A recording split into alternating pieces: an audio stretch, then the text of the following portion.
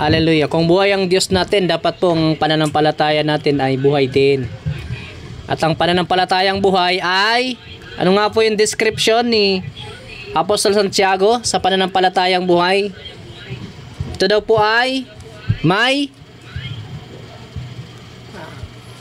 ano po? Ano pong meron sa pananampalatayang buhay? Merong may gawa. Yung iba kasi pag medyo pagdating sa gawa, na alam nyo po yung ano na ngawa. May ngawa po, pastor, may ngawa. Alam nyo po yung mga sa Kingdom of God, may mga tamad. May mga papetiks-petiks lang.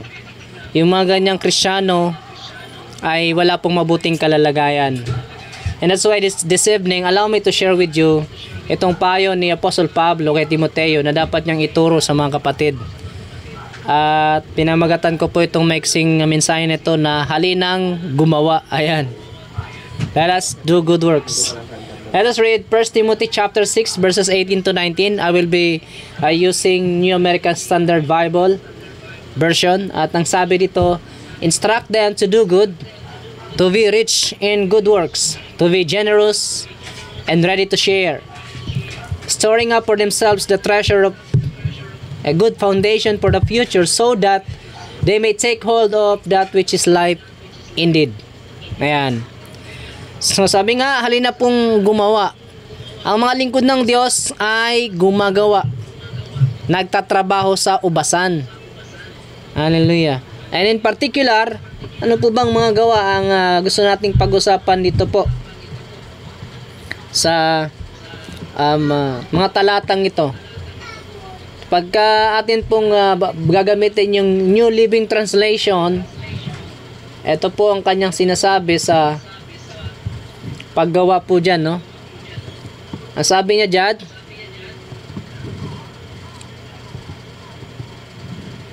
tell them to use their money to do good. Yung sabihin, sa paggawa daw po ng mabuti, dapat anuman ang pag-aari natin, kapirahan, material, ay pinapagamit yan sa Kingdom of God. Yan yung isang mabuting gawa na hinahanap po dito ni Apostle Pablo. Kaya po, alam nyo po sa church, ay meron po tayong pagtuturo patungkol sa pagbibigay. Ako po, bihira ako magturo about tithes and offering. Kasi yan naman po ay prerogative.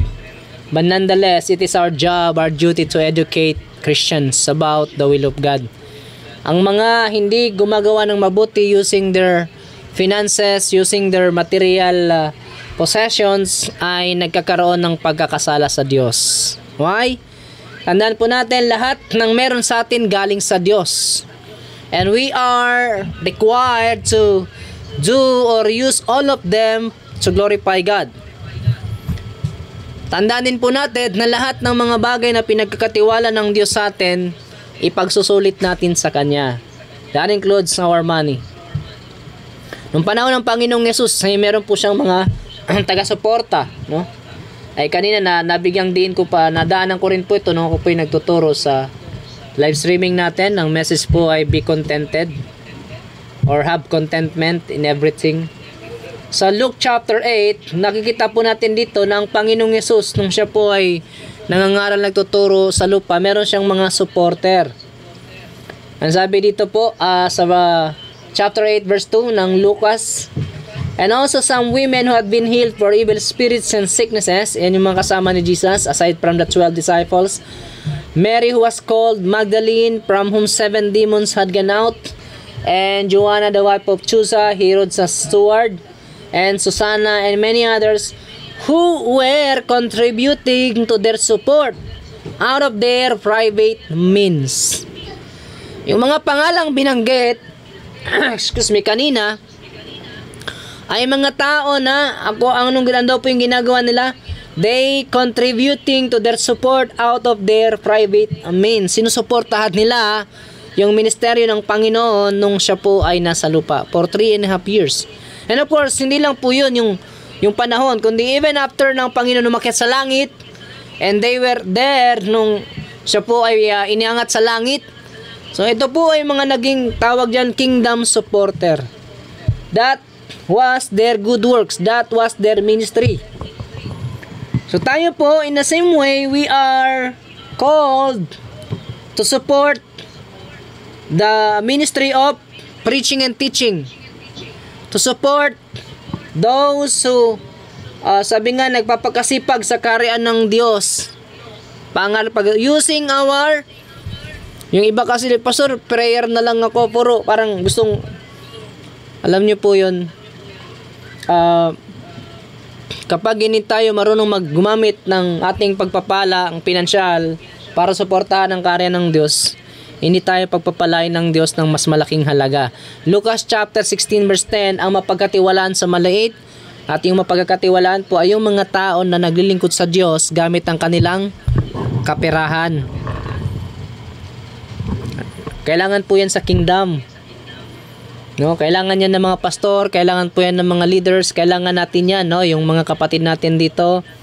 Ay ang mga yan, si Brother Harold, Brother Rufino, Jomel, ayan, Sis Berna, Pastor Vance, pang-load niya para sa kanyang jowa, pang chat-chat.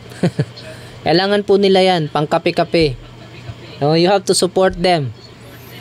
In fact, that is a command, no? Tingnan niyo po, basahin natin yung Galatians chapter 6. Para po tayo ay sabi nga napapahinuto, na natututo ba sa karya ng Diyos. Galatians chapter 6. Ano po ba yung naba natin gawin? Verse 6. Ang mga tinuturuan ng salita ng Diyos ay dapat magbahagi ng lahat ng magagandang bagay sa mga nagtuturo. Already kanina nga, we're talking only about money and materials. But here, Paul says, kayong mga tinuturuan ng salita ng Diyos, you have to share all the good things that you have to those na mga taong ginagamit ng Panginoon sa inyo. Kaya, mga kapatid, kung hindi pa po natin ito ginagawa, it's about time gawin na po natin. Kasi kapag nga tayo po, pastor, kasi wala naman dyan sa church namin ganyang turo yung sabihin yung church nyo hindi kompleto ang turo. Nasa Bible po yan Doesn't matter ano yung pinaniwala ng church natin, ang malaga po dito ano yung nakasulat sa Bible. Kaya sino po sa atin dito gusto na managana pagdating sa material at pinansyal?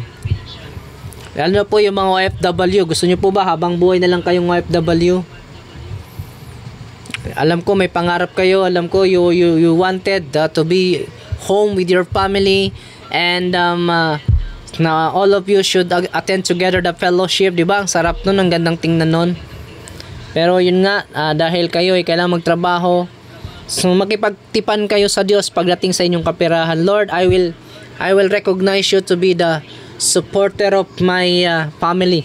I would like to recognize you to be the true provider.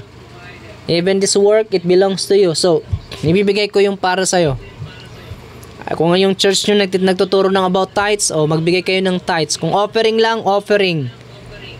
And then sa iba pa, maglagay kayo, magtabi kayo ng mga para sa kanila. Kasi yan po ay pinaghahandaan, mga kapatid. Ang pagbibigay sa gawain ng Diyos, hindi po yan yung parang bara-bara, pag may madukot ako, may bibigay, pag wala-wala. Hindi po. Yan mo ay pinaghahandaan. Kung babasahin po natin ang aklat ng Korinto, alam nyo po, merong church na kung saan, itong Korinto, yung kuripot na church, hindi nito sinusuportahan sila Apostol Pablo. And yet, nagpapatuloy pa rin sila Pablo sa paglilingkod sa kanila, lamang na merong church na ay bukas pusong maglingkod sa kanila. Sabi nga dito, 2 Corinthians chapter 8 verse 1, mga kapatid, nais naming malaman nyo ang ipinakitang kagandang loob ng Diyos sa mga iglesia, ibig sabihin marami, sa Macedonia. Dumanas sila ng matinding kahirapan at ito isang mahigpit na pagsubok sa kanila. Ngunit sa kabila ng kanilang pagkikahos, masaya pa rin sila at bukas ang palad sa pagbibigay. No? Masaya at bukas palad. Isa ito sa mga supporter ni Apostol Pablo. Kaya hindi sila pinagkukulang ng Diyos. Kumusta po tayo? Sabi dyan, sila ay kusang loob na nagbigay, hindi lamang sa abot ng kanilang kaya, kundi higit pa. Alam ko to, sabi ni